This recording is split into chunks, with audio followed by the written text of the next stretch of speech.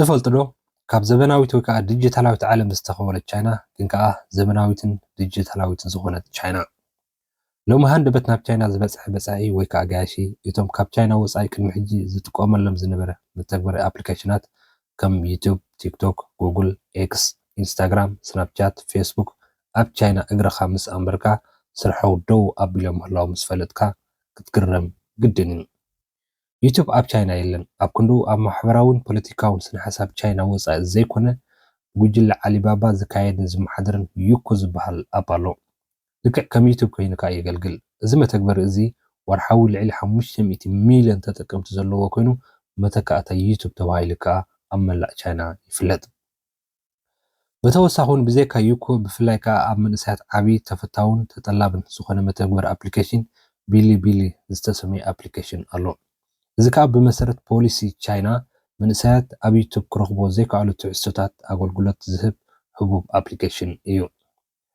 ቻይና بسب سرح بالحيز تحجزه ببجزي بعلو كحدث كم زخل كوين استسرح سرعة مكلخال أم عبيلايا بفلاي كاوز أي هجر زموسو متجبر أبليكيشنات كم VPN زا أموسلو كي ترفو أم مكلخالو من مقادمن وزيتها وسرح مسرحة أم اسكرايا ቻይና ካወጽ ሃገራት መተግበር አፕሊኬሽን ኣብ መጋድ ጥራይ ዘይኮነ ንውሽጢ ሃገራት ዘገልግሉ ጽሬት ዘለዎ መተግበር አፕሊኬሽናት ኣብ ምስራሕውን ውጽኢታዊ ስራሕ ሰሪሓያ ጉግል ሓደ ካብቶም ውሕዳት ዓለምና ትጥቀመሎም ዓበይቲ መተግበር አፕሊኬሽናት ኮይኑ ኣብ ቻይና ግን ብጽኑዕ ዝተዓጽወን ዝተኸልከለን እዩ ብዙሓት ቻይናውያን ጉግል ዝበሃል መተግበር ከም ዘሎ ዘይፈልጡውን ኣለዉ ኣብ ክንዱ ባይዱ ዝበሃል ቻይና ብውሽጣዊ ዓቕማ ዘማዕበለቶ ኣብ ውሽጢ ቻይና ጥራይ ዘገልግል መተግበር አፕሊኬሽን ኣሎ እዚ መተግበር አፕሊኬሽን እዚ ኣብ ወርሒ ልዕሊ 700 ሚልዮን ሰባት ከም ዝበጽሕዎ ይንገረሉ بتوسخون فيسبوك واتساب تيليجرام تويتر اب ቻይና አይሰርሑን እዮም ኣብ ክንደኦም ዌይቦን ዊቻትን ዝበሃሉ መተግበር አፕሊኬሽናት ኣገልግሎት ኣብ ምሃብ ይርከቡ ቻይና ንኢንስታግራም ብሽያ እንግሽ ንቲክቶክ ብዶይን ከምኡውን ካልኦት ናይ ወጻኢ አፕሊኬሽናት ዝትኩ ብዙሓት ናይ ውሽጢ ዓዲ መተግበር አፕሊኬሽናት ብምስራሕ ብሰፊሑ ኣብ ቻይና ኣተባብዓን ኣስፋሕፊሓን እያ بتوسخ مس بوليتيكاون محاوران كبرتات ቻይና ዘይሰማምዑ በአሻዕ ዝቁጸሩ መተግበር አፕሊኬሽናት በኢንተርኔት ዝሰርሑ ቴክኖሎጂታት ኣብ ውሽጢ ቻይና ኣብ ኣገልግሎት ከይውዕሉ እገዳ ኣንቢራትሎም እያ ኣብ ቻይና እዚ ዝኾነሉ ምኽንያት ናይ ወጻኢ ሃገራት ብፍላይ ከዓ ናይ ምዕራባውያን ሃገራት ማሕበራዊ መራኸቢታት ንምቁጽጻር ዲጂታላውን ልዕላውነት እቲ ሃገር ንምሕላው ዝዓለመ ምዃኑ ኮሙኒስታዊ መንግስቲ ቻይና ይመግብ እዚ ፕሮጀክት እዚ ብወርቃዊ ዋልታ ግሬት ፋየርዌል ተባሂሉ ዝተዳለወ ዓብይ ናይ ጸጥታ ፖሊሲ ቻይና እዩ ቻይና ኣብ ዲጂታላዊ ዓለም ዘለዋ ጽኑዕ ምቁጽጻር ኢንተርኔት በብዙሓት ሃገራትን ትካላት ሰብኣዊ መሰላትን ትንቀፍ እኳ እንተኾነት ቻይና ንዜጋታታ ውሕሱን ርጉእን ዲጂታላዊ ዓለም ብምፍጠራ ንፖለቲካውን ማሕበራውን ክብርታት ዝጎድእ ትሕዝቶ ብምድራታን ግን ካብ ብዙሓት ንኣዳ ረኺባ እያ ብርግጽ ኩሉ መተግበር አፕሊኬሽናት ነጻ ዝኸፈተ ሃገራት ኣብ ማሕበራዊ መራኸቢታት ዝፍጠሩ ዝተፈላለዩ ጸገማት ንምክልኻል ብዙሕ ሕግታት ይነድፋን የተግብራን እየን ኣብዚ ሕጂ እዋን ሙሉእ ብምሉእ ንምዕዛው ትሑት ዕድል ዘለወን ሃገራት መዓልታዊ ምስ ሳዕቤናት ማሕበራዊ መራኸቢታት ከቃለሳ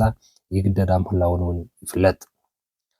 በአንጻር ቻይና ናይ ማሕበራዊ መራኸቢታት ተጽዕኖ ካብ ቁጽጽር ወጻኢ ከይኮነ ከሎ ተቆጻጺራቶ ጥራይ ዘይኮነስ ኣማራጺታት ብምቕራብ ንዲጂታላዊት ዓለም ሓድሽ ንዘይምዃን ተቆጻጽርለይ ካብ ምባል ነብሳ ብምኽኣል ተቆጻጺራታ እያ እዚ ከዓ ብዙሓት ሃገራት ከተግብሮ ዝደልያ ግን ከዓ ዘይተግብሮ ነገር ኮይኑ ቀጺሉ ኣሎ ኣብዚ ቀረባ እዋን ኣውስትራልያ ትሕቲ 16 ዓመት ዝዕድሚኦም ህጻናት ማሕበራዊ መራኸቢታት ከይጥቀሙ ዝኽልክል ሕጊ ከተተግብር ጀሚራ ኣላ ይኹን እምበር እዚ ሕጊ እዚ ንምትግባር ምስ ወነንትን መስረትን ትካላት ቴክኖሎጂ ማሕበራዊ መራኸቢታትን ከተዘራረብን ክትሰማዕን ኣለዋ እዚ ተዘይተተግቢሩ ግን ተፈጻምነቱ ትሕቲ ዜሮ እዩ ዓባይ ብሪጣንያውን ህጻናት ኣብ ግዜ ምሸትን ኣብ ግዜ ለይትን ዝኾነ ማሕበራዊ መራኸቢታት ከይጥቀሙ ዝኽልክል ሕጊ ኣውፅኣ ዓመታት ተግባራዊ ጌራቶ ጸኒሓ እያ ይኹን እምበር ሃገራት ኣብ ማሕበራዊ ሜዳን መራኸቢታት ዝመፁ ተጽዕኖታት ሙሉእ ብምሉእ ነብሰን ክከላኸላ